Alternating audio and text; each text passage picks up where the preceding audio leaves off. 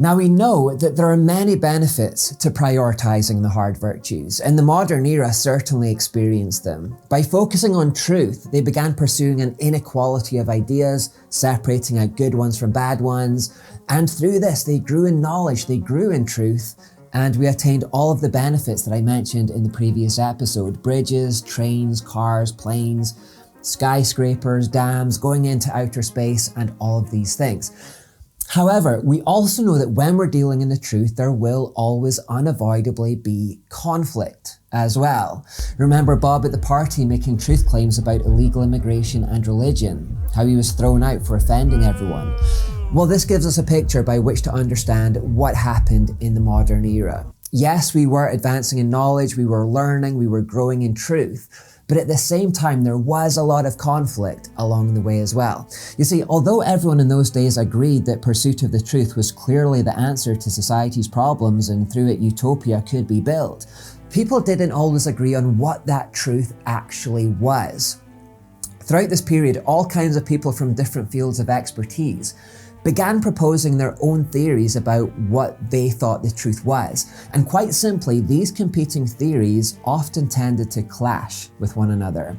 It's for this reason that the modern age became the age of the isms. There were at least 234 isms that arose in these centuries, each one claiming to be that lens through which the world could best be understood and the method by which it could be best ordered as well. We had things like absolutism, academicism, aestheticism, anarchism, casualism, catastrophism, cosmism, determinism, fascism, Nazism, authoritarianism, communitarianism, communism, republicanism, syndicalism, deconstructionism, determinism, Freudianism, Hegelianism, expansionism, Marxism, rationalism, so many more isms. Now, some of these isms, some of these truth theories were good, and some of them were really, really bad. But the important point here is that they were contradictory. They conflicted with each other. In the last episode, I said that the Enlightenment thinkers set their minds towards creating a perfect economy as one of their tasks. Well, some of those thinkers said that capitalism was the way forward, that was the best way to order an economy.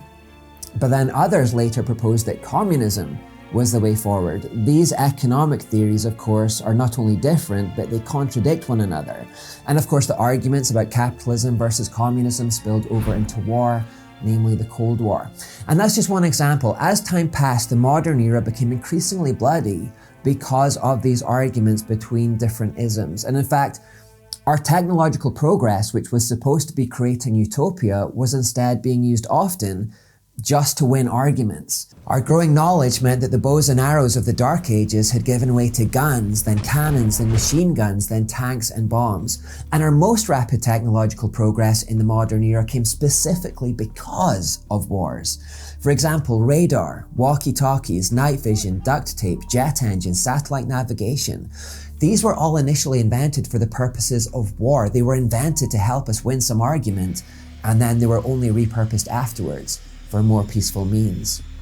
The modern age then was even more bloody than the Dark Ages had been. In the battles to establish a supremacy of an ism or to defeat the advancement of an evil ism, hundreds of millions of people had died during this period, and things seemed to be getting worse with the passing of the years, not better.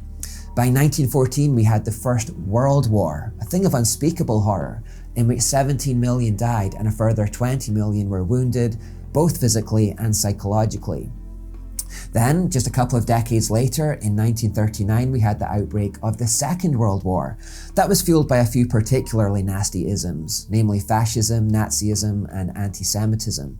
Because of these ideologies and the just battle to defeat them, between 6 to 11 million Jews were killed in concentration camps, and over 60 million people died, that's civilians and soldiers altogether, throughout the course of the whole war, which was 3% of the entire world population at that time. The prospects for the future didn't look particularly promising either. By the end of the Second World War, the atomic bomb had been developed and deployed on Hiroshima, Japan, on the 6th of August 1945. And in just a few seconds, that argument was won. An entire city was wiped off the map. The whole population of that city, numbering around 135,000, was incinerated in a single moment. The atomic bomb was really, really good at winning arguments. However, On this trajectory, it was clear that mankind would soon have weapons so destructive that they could potentially annihilate the whole world. And by the middle of the 20th century, this had become a real worry for that generation.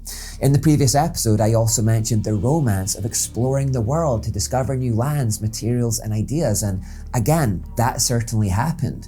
Explorers came across things like cotton, tea, silk, sugar, salt, spices, dye, and precious metals. So civilization certainly advanced in knowledge and prosperity by all of this exploration. However, in order to harvest, develop, or transport these goods around the world as cheaply as possible, they turned to slave labor at that time.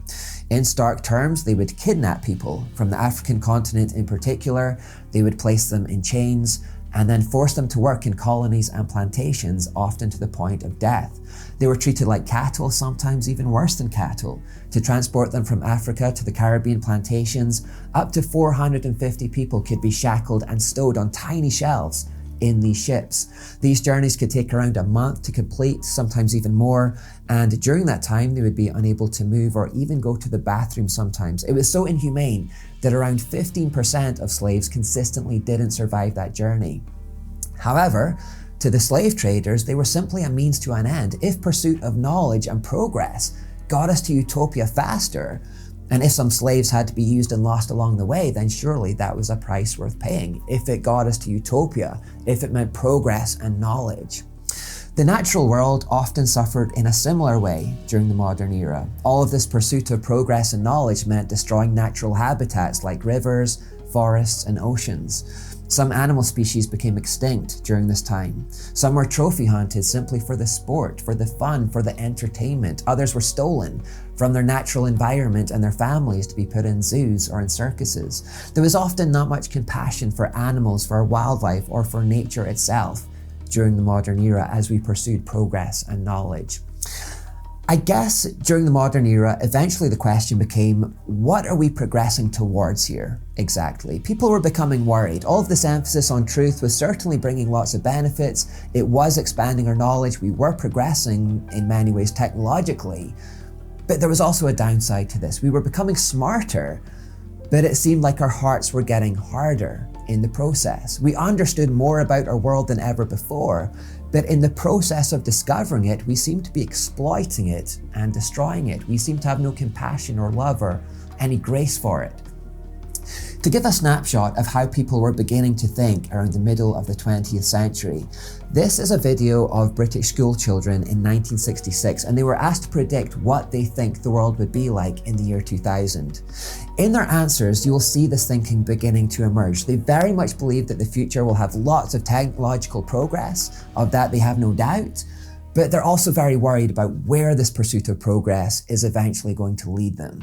Well, in the year 2000, I think I'll probably be the spaceship to the moon dictating robots, or else I may be, I don't know, in charge of a robot court, judging some robots, or I may be at the funeral of a computer, or if something's gone wrong with their nuclear bombs, I may be sort of coming back from hunting in a cave. All these atomic bombs will be dropping around the place, and one will get near the centre, because it will sort of make a huge, great big crater, and then the world will just melt, and the world will become one vast atomic explosion, and it will become like a supernova, stars. Some madman will get the atomic bomb and just blow the world into oblivion.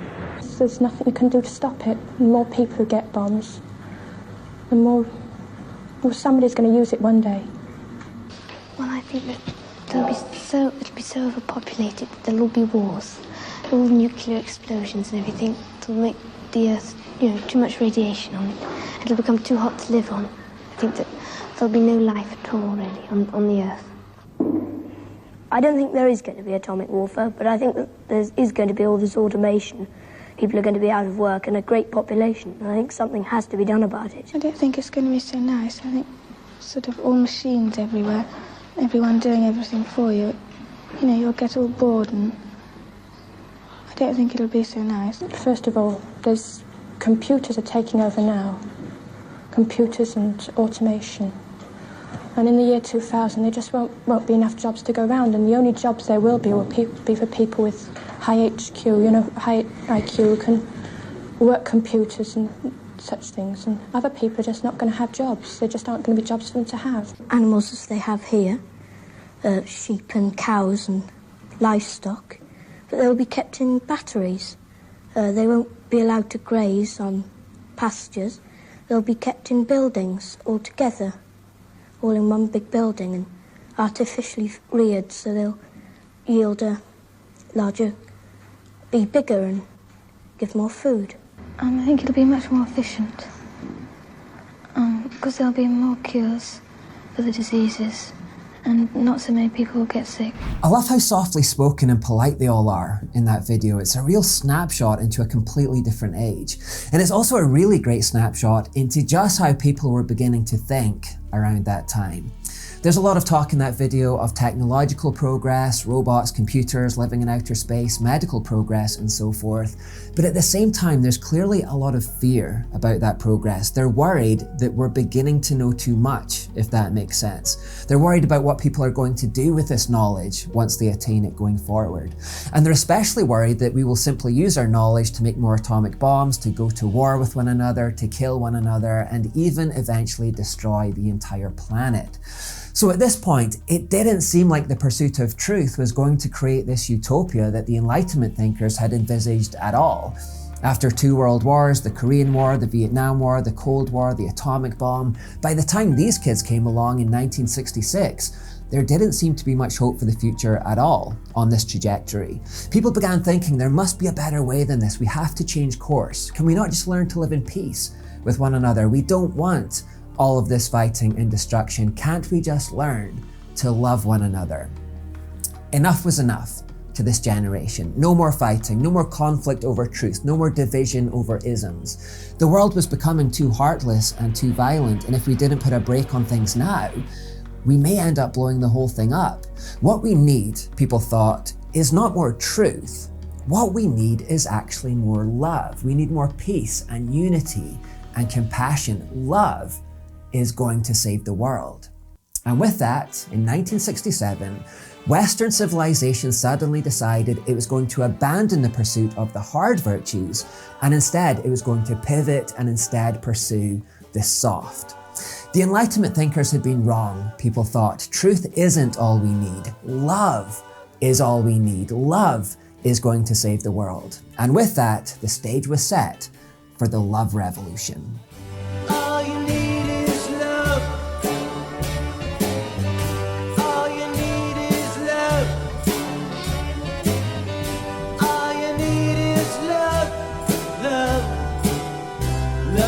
you need.